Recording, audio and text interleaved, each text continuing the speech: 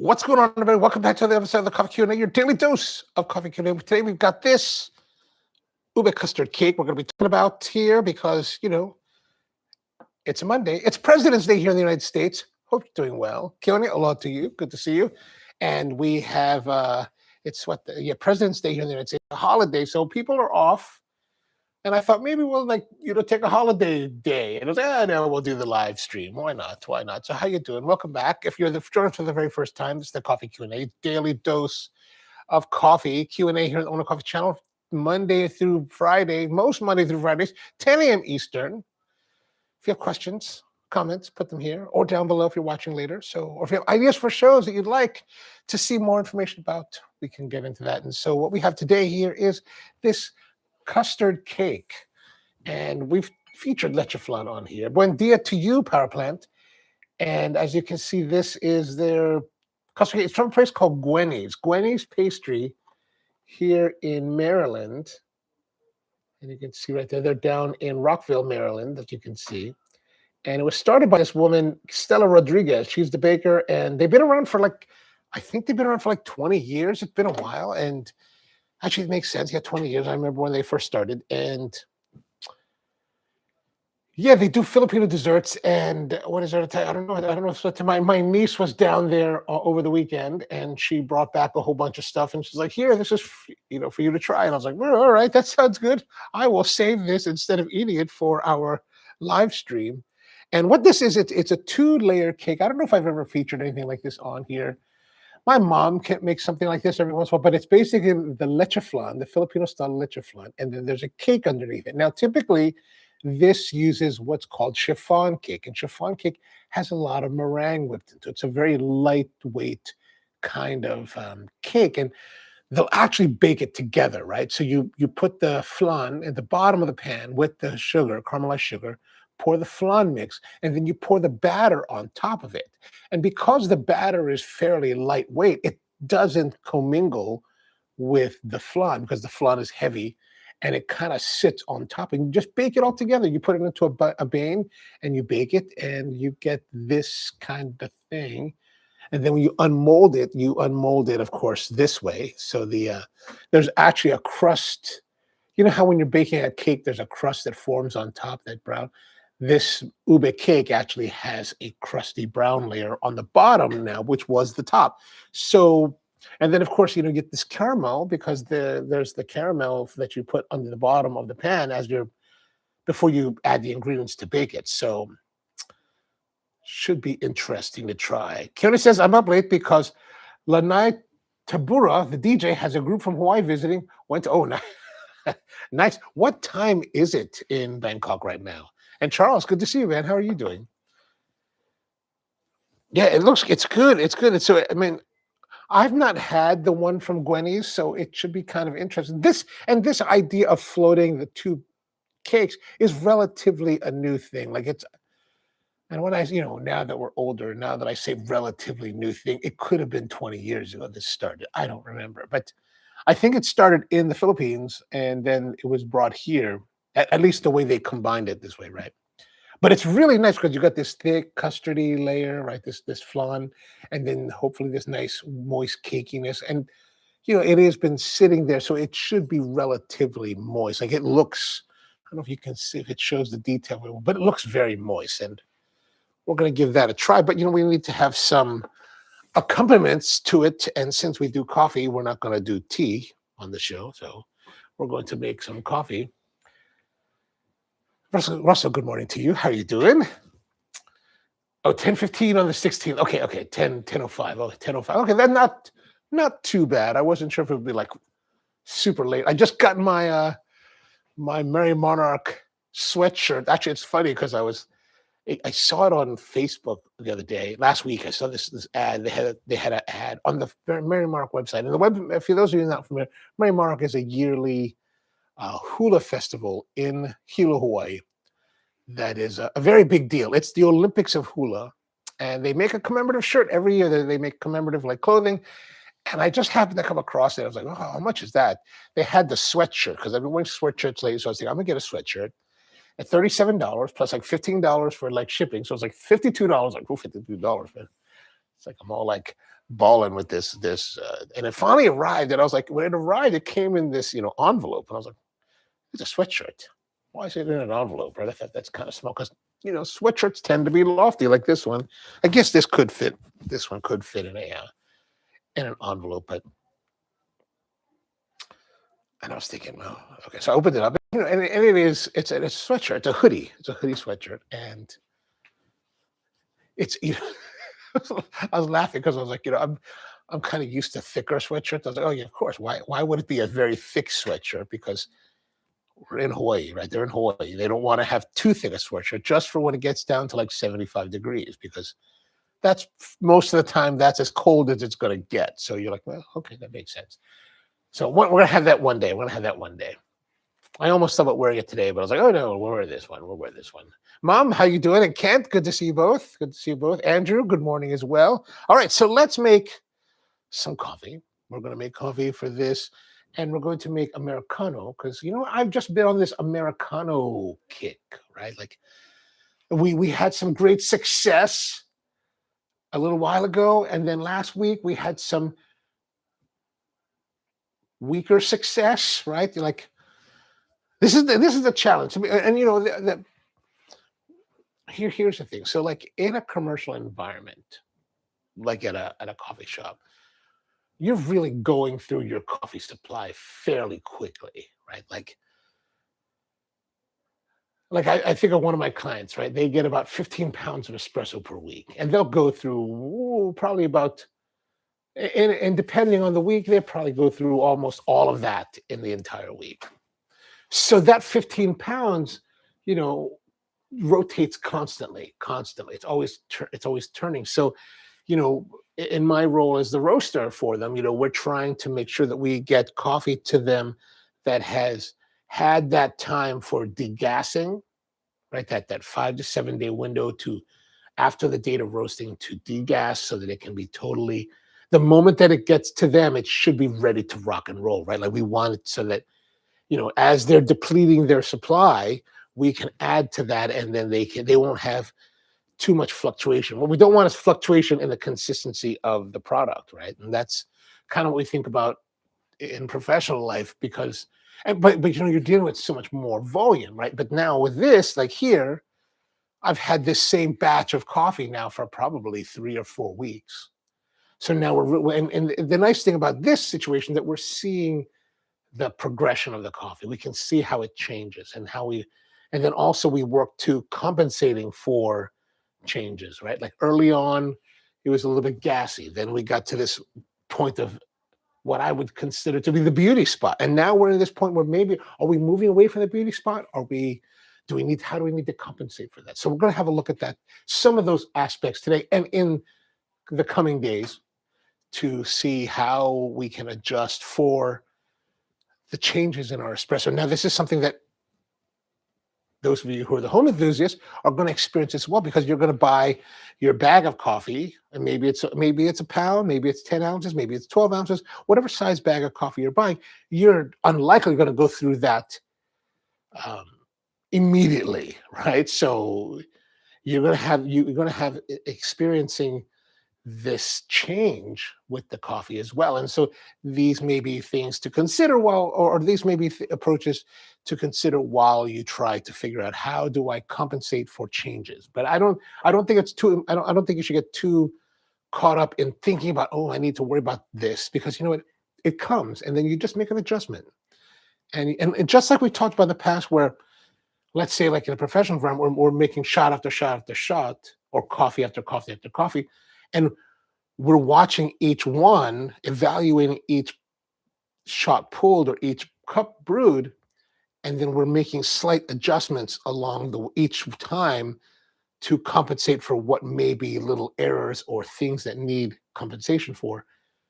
We're doing that multiple times a day because they're all being done in a row. But in your case, you're going to be doing that a couple times, maybe a couple times a day, and then every day, it'll be day spreads between those adjustments. So you just got to keep that in mind, and it's all just a little bit of. I think it's really one of the more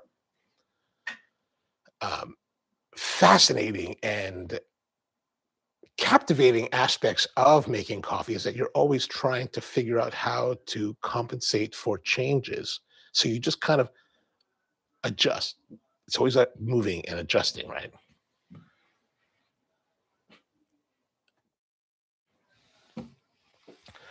So, Josh, how are you doing? Good to see you. And Parplan says, I've been watching a lot of the Olympics. Vaughn has a 4-time surprise on her leg post Olympics falls. Oh, 4-time surgeries. I know I saw something where they said she might end up getting, there's a potential they might amputate or that it's unsalvageable or something. That'd be terrible. And it was weird because I saw her run where she injured herself and I don't know what happened. Like, did she just like lose concentration? Did she lose, you got to be a little bit fearless. Did she suddenly like come down and have this bit of doubt and then like just suddenly couldn't think about what to do? Like, I mean, it happens, and it happens in everybody's pursuits. You have this moment where you like freeze and you don't know, everything goes out the window. And so I wonder if that's what happened to her. Canada men's and women's curling has been double touching the stone. Big no-no. Oh, Canada men's team swore and acted like bullies when called out for double O. Well, did they get disqualified? Those guys are very serious about their curling, but the Norwegians, I think, are much more serious. Maybe. All right, let's give it a see at what we're going to do here. Maybe we'll find some good quality coffee. That just cut. I like to have smoother transitions. Okay, so here we are back on our machine, and we've got coffee in the hopper. As you can see, there's coffee in the hopper up there. And now we're going to grind it up. Let's see, I haven't changed anything since Friday. Everything's just been sitting here, waiting and warm. So there's a little bit of coffee that's been here for the last couple of days. We're going to blow that out.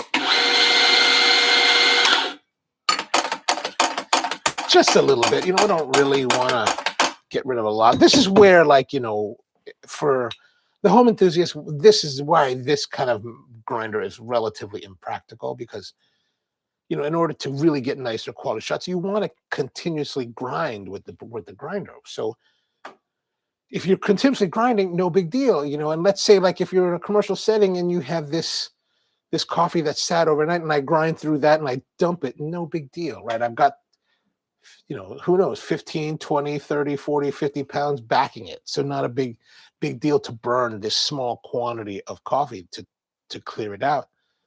But if you only have 10, 12 pound of coffee and you need to do this every day, that builds up after a while. So, this is why, even though I love these grinders, this is definitely one reason why it would be relatively, well, that's just one consideration to consider, that perhaps it's not the best choice for a home application, right? Okay, so we're going to grind our coffee.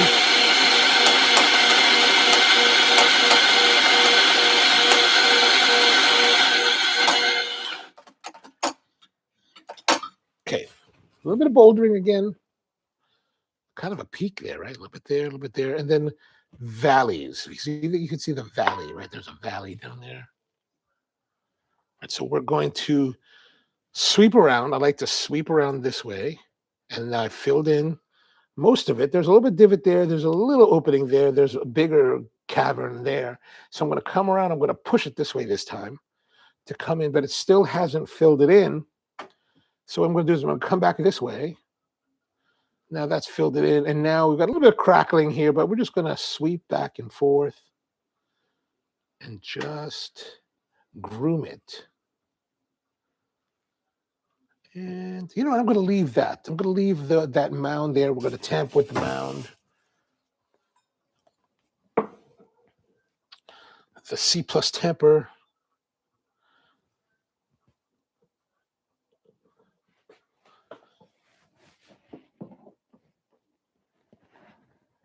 Press down and then twist. Now, you may have noticed times when, especially this last week, where I've been holding it here and then eventually I'll just set it down. On this particular portafilter from La Rozoga, it has this little molding here, and that's meant so that it can sit level on the counter without rocking, right? So I just do that just to make sure that it's relatively, it's, you know, square to the surface, it's planar to the surface of the counter, and then that just makes it a little bit easier. Now, however, when I'm tamping, right, if I the whole thing for me is about maintaining the ergonomics, right? The ergonomics, the geometry of your tamper to your puck, to your wrist, to your arm, and all of that, so that everything is always in 90. So whether I'm tamping like this, truly at 90, right, or even at times when we're tamping in other locations where we're doing it this way, right, meaning that it's at an angle, right, like I'll actually tamp like this, like it's not on a higher counter like this, but this way, and then you tamp like this, but the geometry of your arms is always going to be maintained at 90 degrees, always maintained, because that's truly the critical aspect of tamping. Is that you want to make sure that your elbow, your wrist, not your elbow, but your wrist is always straight in line with the tamper, right? So always, that's the one thing that I always am very big on working with baristas on, is getting those ergonomics really, really tight. Because again, I want to avoid any kind of repetitive stress disorders. Now I'm going to flush a group head, see what it sounds like. A little bit of, you know, sizzling.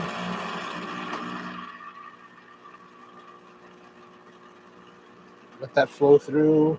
Okay, that's good. That sizzle has sizzled down. Lock and load. Brew. Take our time. Take your time, you know. See, plenty of time. Like I'm just waiting there. Oh, that looks nice. All right. That's promising.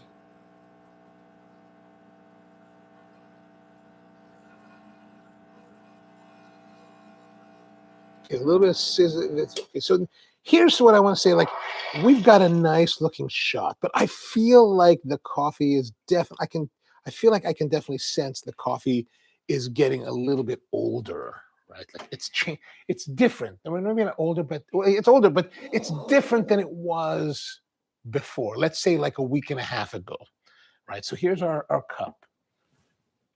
There's a little bit of bubbles, a little bit of burbujas. So we're just gonna tap that out. Now here's the thing. So it looks great, right? Like that, there's no issues there, right? But I feel like when I look at the stream, right? The stream, I don't know if you recall, if you want to rewind a little bit, the stream, it comes out nice and slow and pretty viscous, but you know what? It's like, I feel like it's missing something. Like I want it to be, and this is probably because the degassing is completely finished now, right?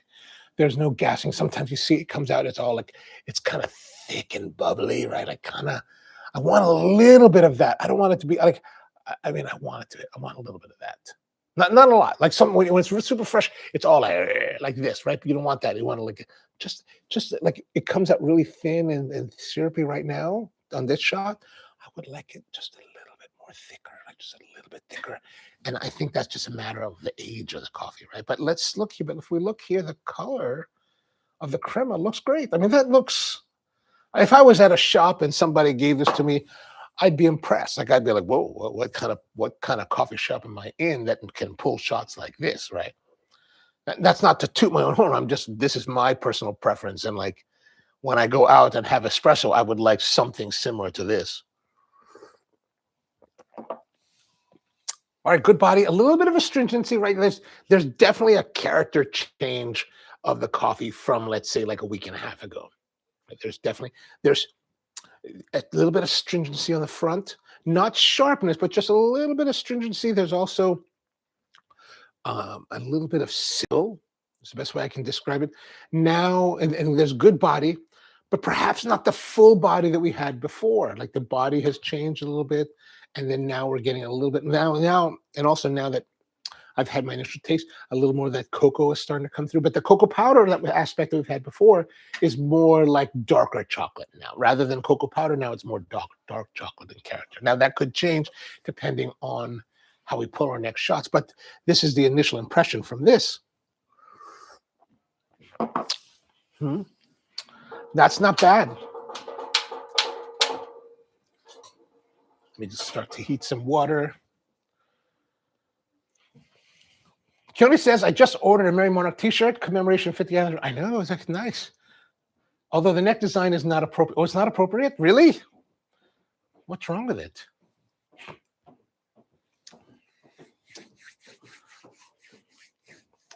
And Power Plant's asking, what about the female hula?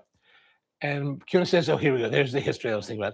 When Merry Monarch was first established, they only had female hula. 50 years ago was the first time the men were part of the competition. So they're commemorating that. Yes, yes. So the I competed as a olapa, as a dancer in the 1992 Merry Monarch. And then I was alaka'i for my halau in the 1993 Merry Monarch. That was actually pretty amazing. So I was like, wow, really? We're going to do what? I have not been to the Merry Monarch in many, many years. I would love to go, but it's like, man, like now there's so much logistics to deal with. Like, where would we stay? Like, it's a madhouse in Hilo that time of year. I could stay at my friend's place but he lives out in Pahala, which is kind of far. Or actually, he lives in Na'alehu, which is farther. Like what, an hour and a half a drive every day? Oh, it'd be worth it though.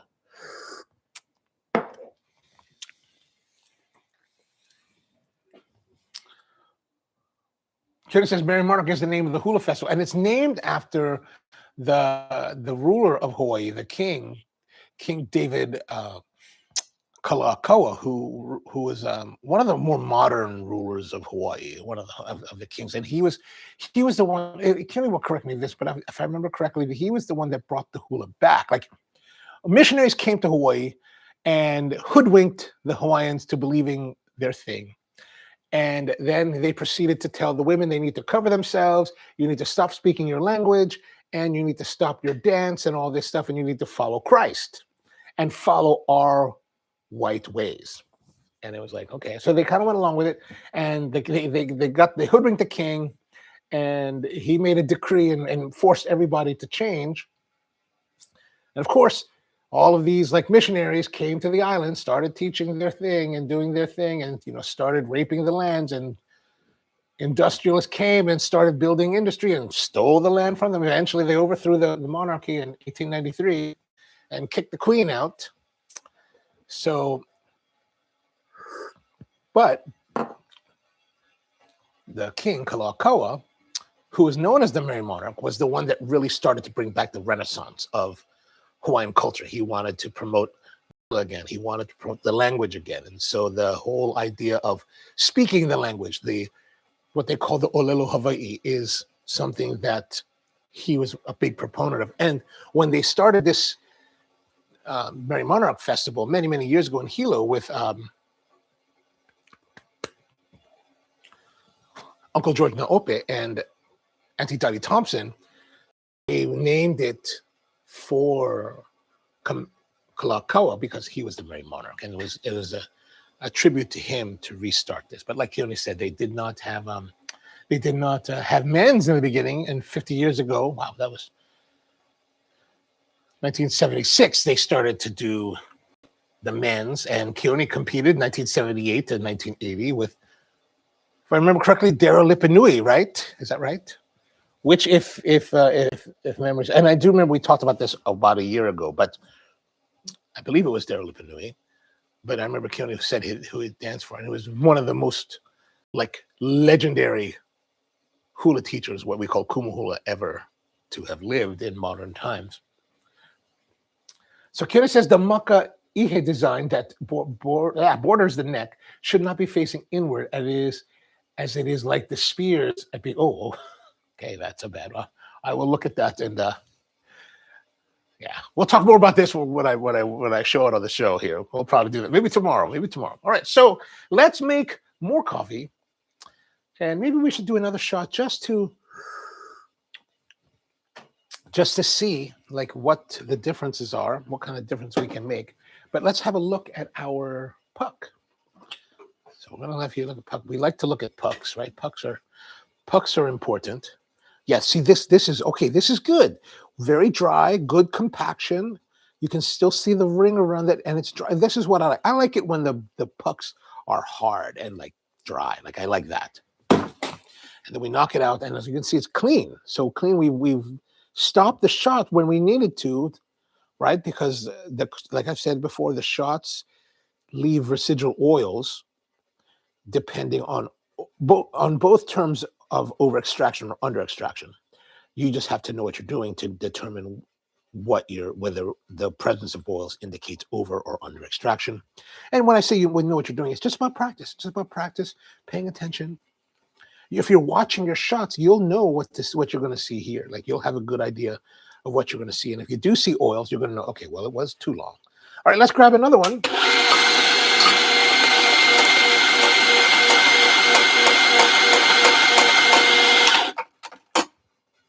Okay, so here we go. Here's another one here. Oh, let's do this as an overhead cam. You can kind of see it.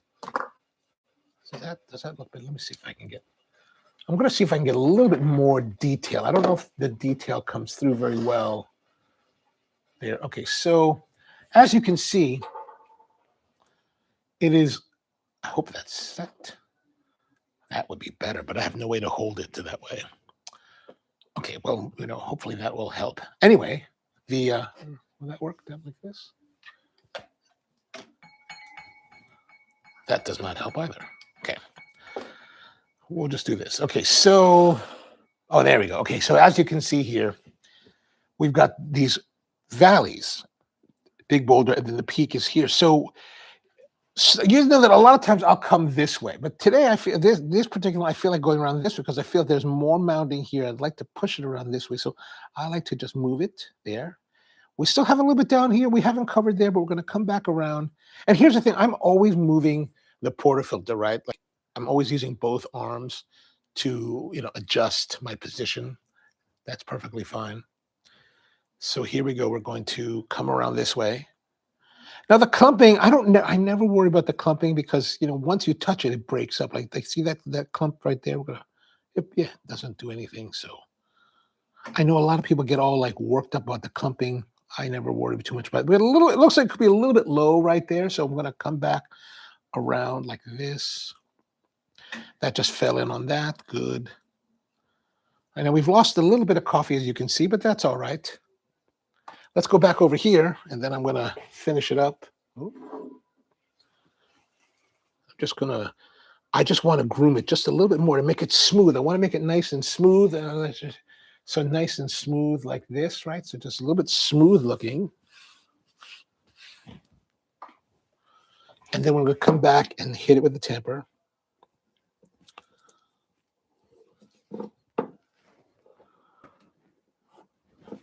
Quarter turn, done.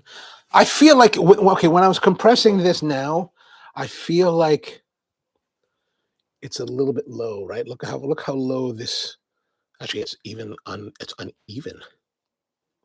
And so it's uneven. So all I'm doing is I'm just going to push down. I'm just pushing back because it was like more tilted like this. So I just push back here and feel it to correct that, right? We want to have a flat, even surface.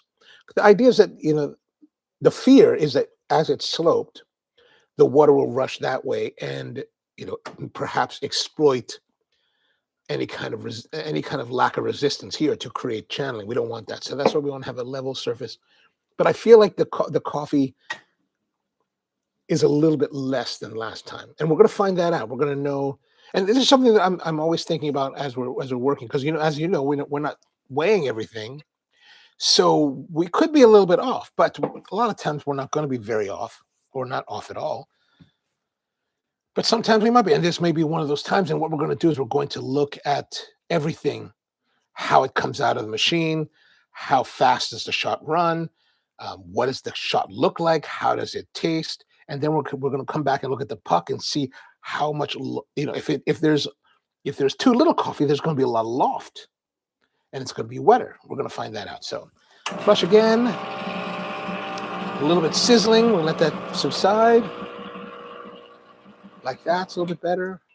We'll come back into it, hit the brew switch, take our cup. Look at that, we're taking a long time. We're taking a long time,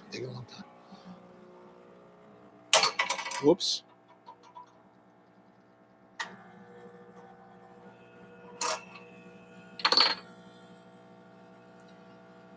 See how fast it's coming out? I think definitely there's a little bit less coffee. Okay, that fluttering, which probably should have stopped a little bit sooner. But I'm looking to see where my the other half of the brush fell to. All right, let's go over here. There's our shot. Okay. So we don't have that same like richness of color from the last one, right? And you can see there's this kind of like the spot on Jupiter here. A little bit of storms of Jupiter there. Maybe if you think very creatively, that kind of has the profile of the Death Star on that end, right? Like, oh, that's just menacing. Probably not as good. It probably will not be as good a shot as the last one, but fairly decent looking, right? Like I think the color looks nice. I'm not unhappy with the color, but it's just if we think about how does this compare to the previous shot, it's not the same, right? It's not the same. And it's not the same shot. It's definitely thinner. It's definitely lighter. It doesn't have as much body. The astringency is smoother, right? The astringency on the previous shot was heavier, but we got more extract. We got more out of it, right? This is definitely thinner. This is not as... Yeah, it's definitely not as good. Definitely not as good. And we can tell that because of the way that we feel, right? Once you develop your feel for your shots, right, for your whole technique, you can tell. Like I could tell. Remember we mentioned. So let's have a look at our puck. Take this puck out. Oh yeah, you can see already the color is a little bit different. We still have good impaction from the ring of the dispersion screen, but if we press down, okay, so it wasn't terribly a lot less, but there's definitely a difference in the feel. You can see that we get a little bit more indentation. Like if I really press down hard, like, oh yeah, see that? So there's definitely a little bit less in there, and then well, then again, I did press really hard there. That could be an impression from my pressing because of how it's stuck there. I can't say that I don't know if that's... We might have stopped it at the right moment, or we might have gone over. But then again, that I did press very hard right there, so I don't know if that is a result of... I don't know if the oils are a result of my pressure of my thumb, or it's actually a reflection of the shot itself. Okay, so now we've got a couple shots in. I think we just need to pay attention to the quantity of our coffee, make sure that we get that feeling correctly, and then we can pull our shot for the Americano now, right? I think we can be good to go with that. And I think maybe we'll go with the 12-ounce Americano instead of the 6, because you know what? I feel like if I'm going to eat this Ube custard flan. Oh yeah, it is Ube chiffon cake. I don't think that this would be sufficient for a beverage size, right? Sometimes you eat things and you're like, oh, it's really fabulous together, and then you just run out. Like I remember I was in Cebu City a couple years back, and I went to this place, what's it called? Circolo? Not Circolo. I don't remember the name of the place, but it was really great. I got a video. There's a video here if you look back. And the barista had, I went there and I was like, well, what do you recommend? And, I got her to recommend to me the Tim Wendelbo. They serve coffee from Tim, right? This natural processed Ethiopian. And they brewed it for me, and I was like, what should I have with it? She's like, we have the Bass cheesecake. And I'm like, excellent, because that's exactly the one that I was thinking about. So I got the Bass cheesecake, which was really great. The coffee, really great. Like they did a great job. Filipino baristas in the Philippines, they're very good, right? They're very they tend to be very technically very good at what they do. And I'm drinking it, but it was like maybe a 6-ounce beverage, or maybe 8-ounce at the most. And it wasn't an American-sized cheesecake slice, but it like if you go to like it's not like craziness. Like you go to Cheesecake Factory, it's massive, but like it was a decent size. But too much cheesecake, and the pairing was delicious. Like I was really enjoying it, but just not enough coffee. I was like, oh man, like I got to the point where like I was stressing because it was like, okay, I'm running out of coffee. Like there's not enough coffee left for me to consume everything together in the quantity that I want, right? Like there's like you'll find, and I know you guys all don't understand this. There's a ratio that you, as you're eating things together, you find this ratio that of balance. That you're like, okay, this is how it performs best on my palate. And in that case, I really wish I had a 12-ounce cup versus the 8 or whatever size they had actually given me. So that's something to consider. And I think in this case, we want to have a balance of complementary items, right? That's my thought, at least. Kyone says, yes, it was the men of Vaimapuna. Ah, yes. Okay, very good. I thought I remember correctly. Paraplan says, I noticed on the Norwegian uniforms in the Olympics, a lot of them say Norge. Is that the Norwegian language? I believe so, right? I'm sure Kent will say, oh, yes, Powerplant. Norge is Norway. And Norway killing the medal count with 12 gold and 20. What? More than America? That's not right. Oh, whatever. I'm glad to see like other countries doing well. Like to me, that's important. Powerplant says, do they have special Thai flavored spam in Thailand? They don't eat a lot of spam in Japan, but South Korea loves it. Lots of special flavors there. Ooh, that's a good question. I don't know. Kieran is asking, does using a puck screen distribute water more evenly on a machine like that? You need to use a puck screen for the Flair 58 because it directly pours on the puck. In this particular, or the Flair, well, the Flair 58 is different, right? Because the Flair 58 does not have, okay, so in this machine, for example, right? Oh, why is it not working? Oh, okay, there we go. This machine, for example, if I take the portafilter out, you can see here that there is, it's kind of hard to see. Let me grab the other light. You can see there's this dispersion screen right here, right? So this is the dispersion screen. So this is like most other commercial or any kind of, most other espresso machines out there. Like this is an E61 base group head, right? So this is a commercial group head. They all have these dispersion screens in them. So in the case of the Flair 58, you're totally right in that it does not have a built-in dispersion screen because the water channel orifice just hits the puck directly. So that dispersion screen, the puck screen that you're talking about, is the same. It's serving the same function as the dispersion screen regular group head. And all commercial machines and most home machines have that. The Flair 58 doesn't because I think it's a matter because the head is really small and probably just makes it's easier and more economical to make it the way they made it. So, and there are people that have argued that, by taking a puck screen such as that and using it here, it helps. I don't know. Like, I don't. It seems a bit superfluous to me. Like, why would you do that? There's already a dispersion screen. I don't know if I need to disperse it more. Perhaps that will help. So let's say one of the things that can be problematic for any barista, whether they're, in the professional ranks or as a home enthusiast, is that, you're always working for distribution and to get even resistance by the coffee to the water, right? So that's really the whole battle with espresso is that we're trying, or actually in all coffee production, is that we're trying to create the fineness of grind and distribution of grind to create even resistance to the force of the water. In the case of espresso, we're pressurizing that water with a pump, right, to push it through and locking in here. So we're trying to resist that. Even in brewing, let's say pour over style brewing, we're still playing with the ratio of, we're still playing with the grind particulate size to create a matrix of grinds to resist the flow of the water, right? That's why we talk about changing the grind settings so that, and then you're trying to get like so much time, 3.5 to 4 minutes, let's say, for the water to flow through because you're trying to have that, resistance. Now, of course, full immersion brewers, that's a little bit different, right? But we're still talking about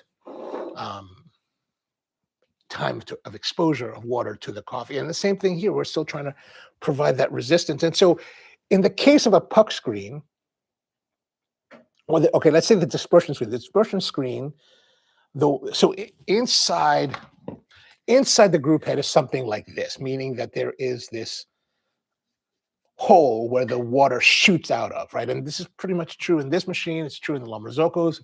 I'm relatively sure it's true in all. So the water is pressurized through that tube, and it comes through, and it shoots out this hole with 135 psi, right?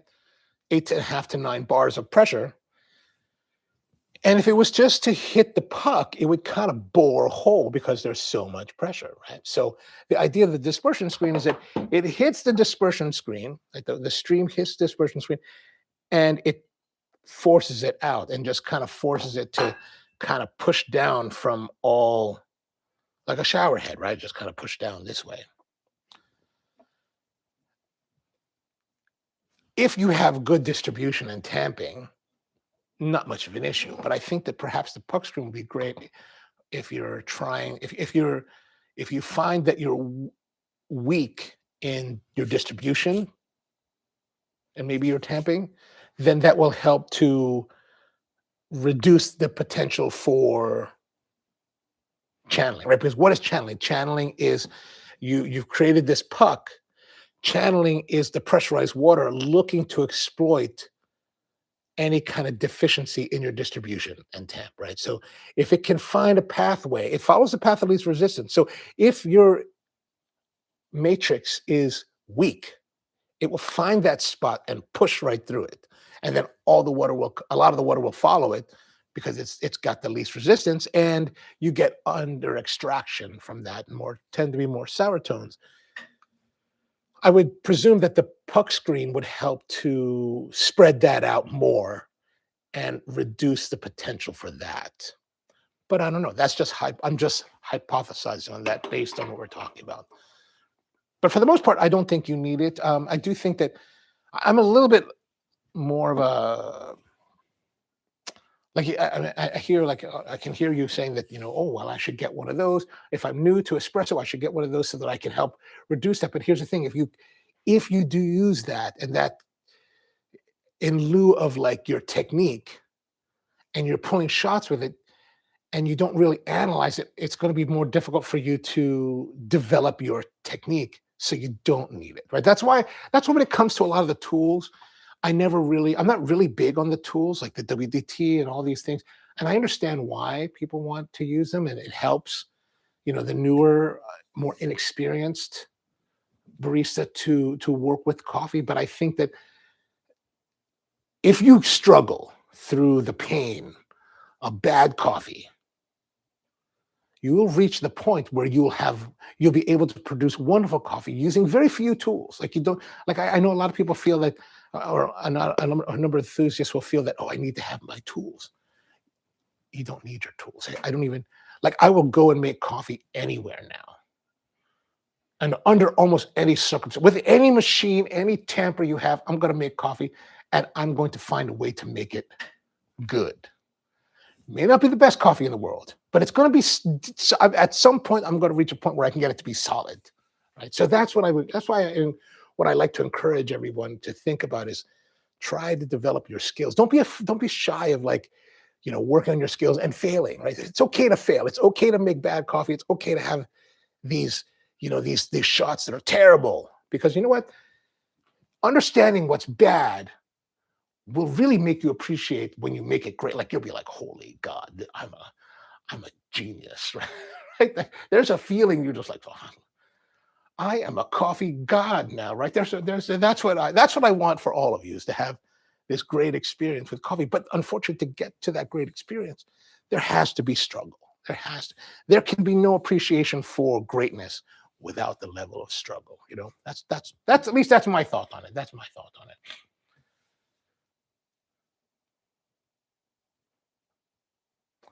Kiona says, not special spam flavored here. In fact, the spam they sell here comes from South Korea.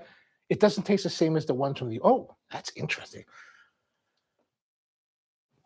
I wonder how different the spam is in Korea.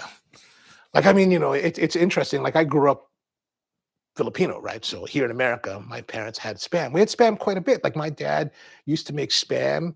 And the way that I like spam is to have it really thin and crispy fried, man, with eggs and rice, like sunny side up eggs, rice, maybe some ketchup. Love that. Like that was what we ate when we were children, right? Because it was cheap and we were just a newly immigrant family to America, didn't have a lot of money, so we ate cheaply. I didn't know the difference. I was only 5 years old, so what do I know? But I had a great time with it. Then I moved to Hawaii, and man, I was like, because to me, spam was normal, right? I didn't think anything of spam. Moved to Hawaii, man, and spam is like everywhere. Like they use spam in Hawaii more than I ever imagined. I was like, whoa, this is like a lot of spam. Even I was like, maybe this is too much spam. Like Keone will know this, and I think Russell will know this too. Like there is a dish, and I don't even know the name of it. Like I just will eat it at parties. But you know the one that has like the lo mein style noodles, and it has like some vegetables in it, and they put spam, like strips of spam as the meat. I don't really like that. I don't know what it is about it. I don't really like. I mean, I guess I don't. Yeah, I just don't really. I mean, I like it. I'll eat it. Like if it's there, I'm going to eat it, right? But I'm like, I don't know if I really like this.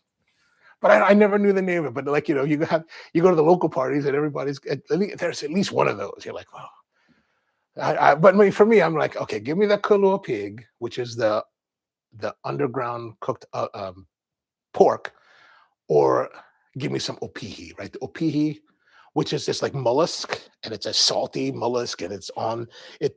It's like a barnacle almost that clamps itself to like the rock, and you have to go out there and dig it out with a spoon or like a knife and put it in a bucket. They're really small, so it's those things. It's like a crawfish, right? Like you have all this work, and depending where you're getting the opihi from, you have to go to the rock outcroppings on the shoreline. So there's surf coming in, and you could be getting pounded. So you could be killed getting this opihi. And, it's like, wow. A little teeny tiny opihi, like all this little teeny tininess, and I'm going to get killed for it. It's kind of like the crawfish. Like you do all this work to open a crawfish, little teeny tiny meat. Like, what is this tiny meat? What is this teeny tiny meat? Right? What I didn't get into was the raw crab. Like the raw crab, I'm from Maryland, right? I go to Maryland because we do steamed crabs here, right? Steamed blue crabs. In Hawaii, they do like raw blue crabs. So you rip the shell off, you clean out the gills, you open it up, and then you put it with soy sauce and chili pepper, and I guess, I don't know what else they put into it, Hawaiian salt. And then you eat it, you suck on it, and it's got the meat, it's sweet, it's kind of like, but I'm from Maryland, so I'm used to steamed. So this whole gelatinous type of meat from the raw crab, for me, kind of weird. I don't know if I really ever liked it. I'll still eat it. Don't get me wrong. I'll still eat it.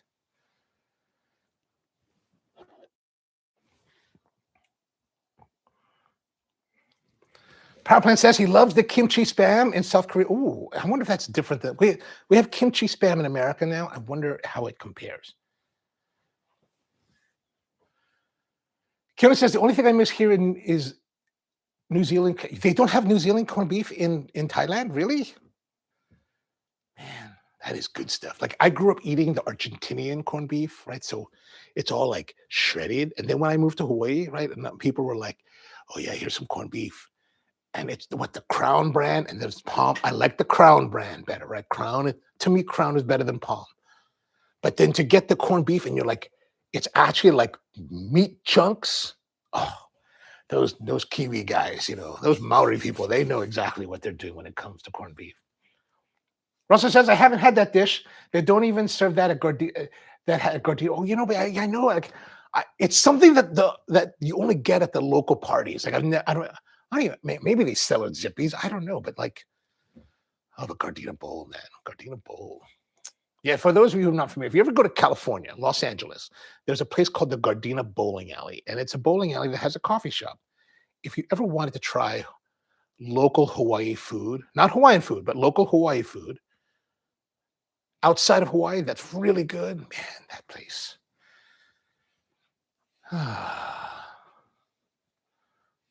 Portuguese. I think the Portuguese sausage at Gardena Bowl is better than what we have in Hawaii, right? Like Gouvea's great.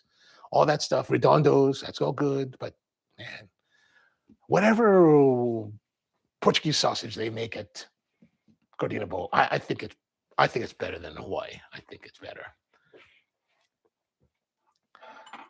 Power Plant says spam sells like hotcakes. And wow, I had no idea. Maybe it's because like that whole like post-war thing in these different countries that were kind of, ruled by America in some way.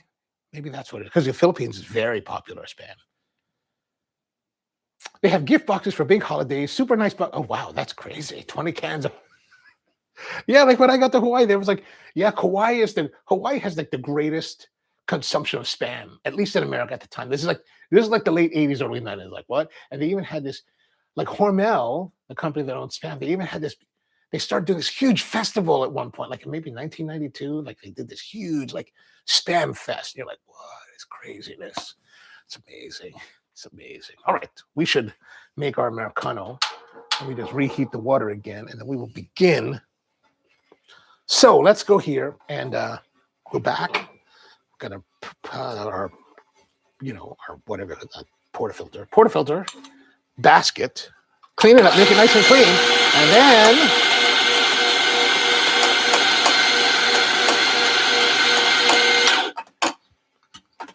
I feel like I want to.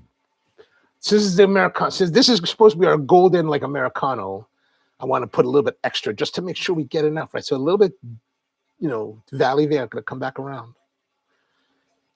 Sweep back this way, this way, this way, this way, this way. Okay, I feel like I've worked a good amount of coffee. This is going to be too much. So I'm going to push that back. Just push it a little bit, right? Regroom again just to make sure the distribution is good. Come back here and feel that down.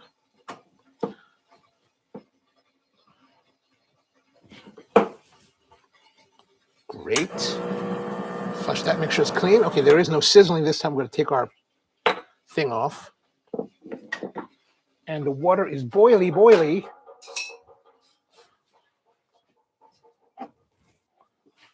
So we're just going to add the water. When it comes to Americanos and stuff like this, I want to have everything prepared prior to the beginning of the shot.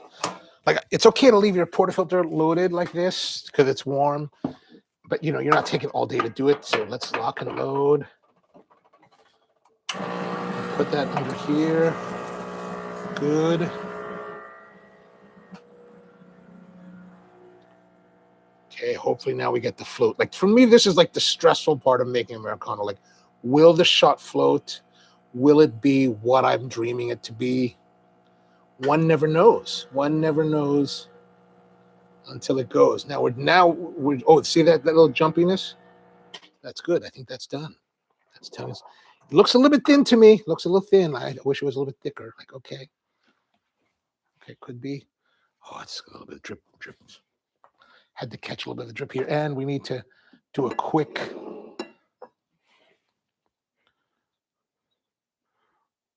promo pick.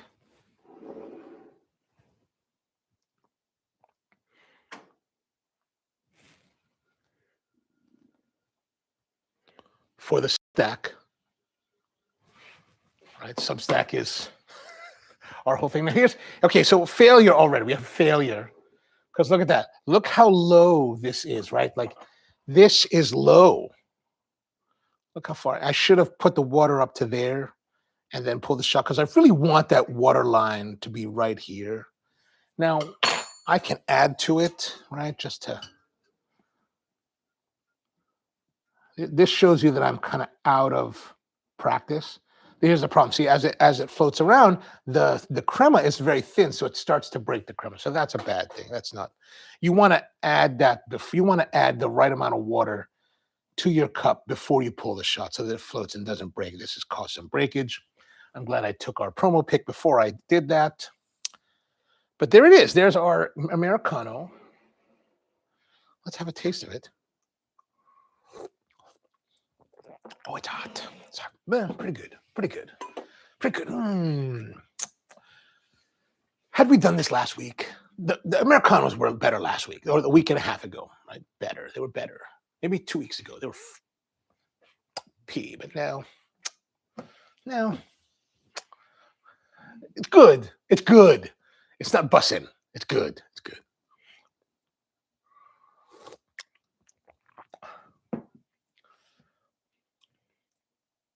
Kenny says, I make Kahlua pork in my Instant Pot. But I use Chiave liquid from smoke from Hawaii. Ooh. Oh, I'm gonna have to ask my cousin to send me some of that. That sounds good. Better than Kitchen Bouquet, I imagine, right? All right, let's have a look here. We got our, again, this is from Gwenies in Rockville. This is the Ube Custard Cake. So what we have is we have the leche flan, this egg custard here, Filipino style egg custard. A little bit, it feels a little bit dense. And then you've got a cake here, which I think is typically it's a chiffon cake, which is a very light battered cake. I'm not sure if that's what this is. We're gonna find out. And like I said before, like when you make the flan, there's actually a recipe down below from another YouTube creator that actually, or just another YouTuber, or maybe they're just another recipe how to make this. If you want to try making this at home, and you don't have to make with the ube flavor, you can make any flavor you want. This is just kind of what's in vogue lately. But you've got the flan here, and what you do is you caramelize your sugar, put that into a pan, like your baking pan, and then you add a layer of the custard mix, and then you add some dollops of your batter for the cake, and then you bake it in a water bath. I was going to say a bain marie, which is a water bath, and you bake it like at 375 degrees, I think it is 350 for like an hour, and then you cover it, and then you bake it. Well, actually, you can probably go for a full hour without having to cover it because it's got the cake layer on top. When you're just baking the leche flan, the custard, you do have to stop like at the half hour mark, and then cover it so it doesn't get too crusty. But let's give it a try and see what it tastes like. We're going to, oh, oh. So we can see here the caramel that's at the bottom has, soaked into here. So that's always nice, right? That looks like a pretty good bite. And you can see here this part down here, that kind of brownish looking thing. That's actually, when you bake a cake, the surface of the cake that is on top has that crustiness, right? That's the crustiness from this bake.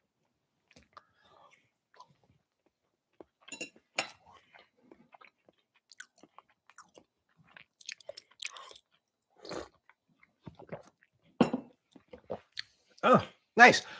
The custard is very thick, right? That's one thing that I've noticed with a lot of Filipino custards is that they're very thick. They tend to be very thick and dense, or they tend to be very light. I rarely see them get this kind of balance in between. And here's the problem, right? Like Filipino people like myself are the worst people to go and evaluate Filipino foods. We're the worst because it's our culture, right? It's something that we grew up eating. It's something that we think we are experts in by the sheer fact that we've been eating it on our own since our childhood days. And we tend to, unless your mom is really terrible at it, you tend to think that your mom's interpretation of every dish is the classic interpretation and as it should be in the world, right? So I think Filipinos are the worst people to try Filipino food because it's like, oh, well, this is not like my mom's, so therefore it sucks, right? Which is a terrible way to go about it because it's not like that's not about that. You have to look at it. But if we can look here, I don't know if you can see this too well, but let me get a little bit closer. You can see that it's very nice. Like it's very nicely done. So if you like thicker custards, this is great. And then we've got the crumb of our cake.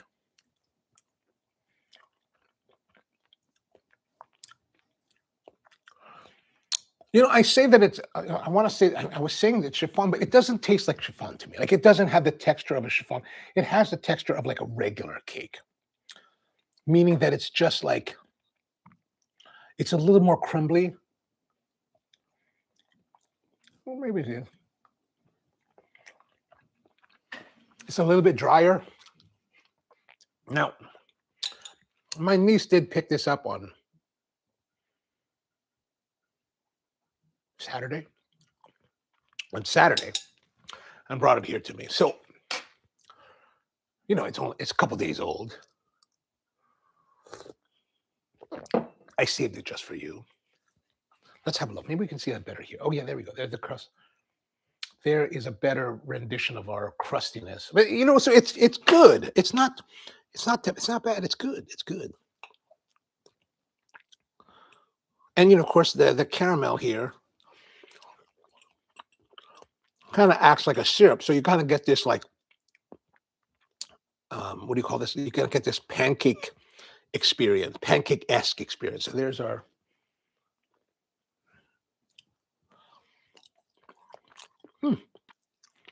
I dig it.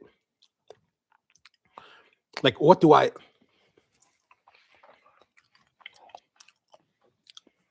What would I want to be different? I mean, I like the custard to just be a little bit less heavy, thick, right? A little bit softer in the texture. Like this is a very thick texture. And then I would like a little bit more moisture for the cake. But other than that, it's very nice. It's a very, very nice, you know, product. And I say those things, you know, only because, you know, if I were to make it, that would be the goals that I would have for it. But as you can see, those quote unquote errors is not really diminishing enthusiasm for consumption. It's damn good. And I would like to house it, right? Like to house that thing. Kenny says you should try halpia flan. I think that would be good. Oh, halpia flan. You know, I gotta be honest, making the halpia has always been very like elusive to me. I've only tried it a couple times in my life, and like I've had dismal failure. I just didn't get the ratio correct. So what we're talking about here is called halpia. Halpia is this dessert in Hawaii. Like the guys at Helena's Hawaiian Food, Auntie Helena, man, they made. To me, that's like what I think about when I think of halpia. I'm like, oh. So what it is basically coconut custard, coconut milk. So it's coconut milk. It's basically coconut milk, sugar, and cornstarch, and you cook it, and then it solidifies and hardens like into a gelatin. And man, it's so delicately like coconut, but so delicious. It's not very sweet. Oh man, I should go make some of that. Like I should make that. I should try. You're right. I should try. But I've not done very. I just gotta find. I just gotta look up a good. I gotta look at a good recipe and make it. But oh yeah, that'd be interesting. Halpia and but but yeah, I guess the difficult with the halpia. Well, I mean, who knows? But so when you're making at least the halpia recipes that I know of, you take those ingredients, you put them in a pan, you heat them up. And maybe I just didn't heat it up enough because like if I think about using like cornstarch in like Chinese style cooking, like you need to like heat it up a bit for it to like get thicker. And maybe I just didn't do the right application of heat in the past times that I tried it. But it will solidify on its own. So I don't know what might be like this cake is baked together. It's all baked as one. Perhaps the way to make that halpia thing would be to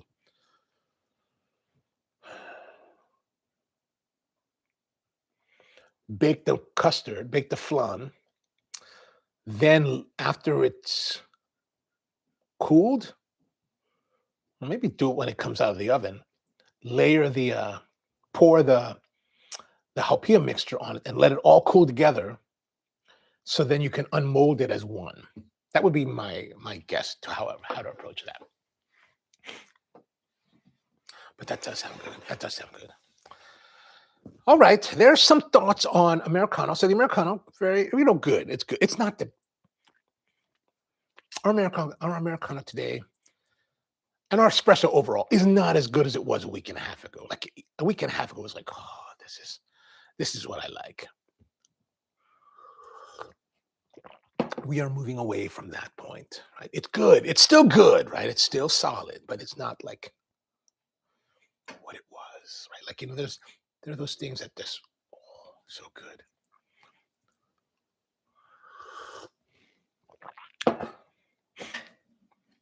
Kenny says, I think that would be the way. I think, okay, we're gonna work on that. Maybe in a couple weeks we'll try that. All right. I guess that's it for today. Thank you very much for tuning in. Good to see all of you. Hope you have a wonderful day or night, or if you're in America, have a great President's holiday. I don't know what there is to do on a President's Day. I'm not going to go anywhere. I'm planning on staying at home all day. So hope you have a great one, and see you next time.